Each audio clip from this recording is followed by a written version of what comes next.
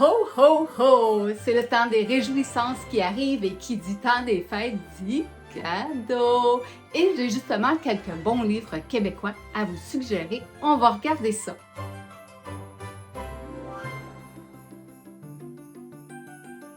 Première suggestion, Les insectes de nos jardins par Stéphanie Boucher. Ce livre joliment agrémenté de photographies colorées nous permet de réaliser qu'on n'a pas besoin d'aller bien loin pour observer de magnifiques insectes. Il commence par des sections bien vulgarisées sur la morphologie, la métamorphose ou encore l'alimentation des différents groupes d'insectes. Il offre aussi des conseils pour ceux qui voudraient se débarrasser de certains insectes plus nuisibles dans leur jardin. Le cœur du livre porte cependant sur les grands groupes d'insectes disposés selon leur ordre, leur famille et même leur sous-famille lorsqu'elles sont abordées dans le livre. On retrouve une description à la famille et à la sous-famille, incluant des astuces pour les reconnaître. En plus de cela, le livre offre des informations sur le mode d'alimentation et le cycle de vie des différents insectes, incluant, comme je l'ai mentionné tantôt, des astuces sur comment s'en débarrasser quand on fait face à des groupes qu'on aime moins voir dans notre jardin. À ce sujet, je vous montre ici une planche sur la famille des Chrysomelidae. C'est une famille de coléoptères qui contient plusieurs espèces que les jardiniers aiment un peu moins voir dans leur potager. En somme, c'est un livre vraiment utile si vous voulez en savoir plus sur les insectes que vous retrouvez communément dans votre cour. Donc, à mettre dans le bon Noël. Deuxièmement, Le monarque au Québec et la biodiversité par Yolène Rousseau. Comme le nom le laisse entendre, ce livre traite d'abord de la biodiversité. On y parle par exemple du rôle des insectes ou encore les services rendus par la nature. Le reste de l'ouvrage explique ensuite qui est le papillon monarque, quelles espèces lui ressemblent, quel est son cycle de vie et comment en faire l'élevage responsable. Il y a aussi un chapitre sur la science citoyenne autour du monarque, ainsi qu'un chapitre sur l'asclépiade, la fameuse plante hôte de la chenille du monarque, et toute la biodiversité qu'on retrouve autour de cette fameuse plante. Le livre s'adresse à un large auditoire et il est bien vulgarisé. Il est garni d'anecdotes vraiment intéressantes de la part de l'autrice, comme par exemple comment elle a modifié son terrain pour augmenter la biodiversité. Et ça permet de se dire, si elle est capable, moi aussi je suis capable. Donc, c'est vraiment sympathique d'avoir cette information dans le livre. J'ai également beaucoup apprécié les photos instructives comme celles qui illustrent le cycle de vie complet du monarque ou encore celles qui présentent les dommages causés par les différents prédateurs, parasites et même parasitoïdes du papillon monarque et de sa chenille. Espérons, comme le souhaite l'autrice, que ce livre serve aux petits et aux grands pour mieux prendre soin du papillon monarque, mais aussi de tous les insectes qui enrichissent notre environnement.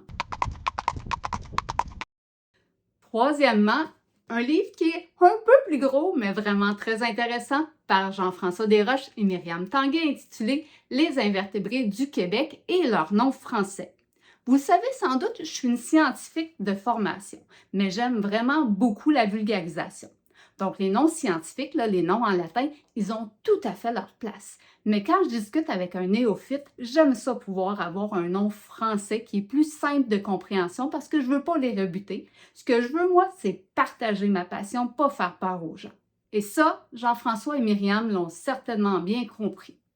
Bien qu'il soit paru récemment en 2025, je me sers déjà régulièrement de cet ouvrage lorsque j'écris des chroniques pour être sûre que j'utilise le bon nom français, mais aussi pour m'assurer que j'utilise le bon genre, à savoir si c'est masculin ou féminin le nom de l'insecte que j'ai devant moi.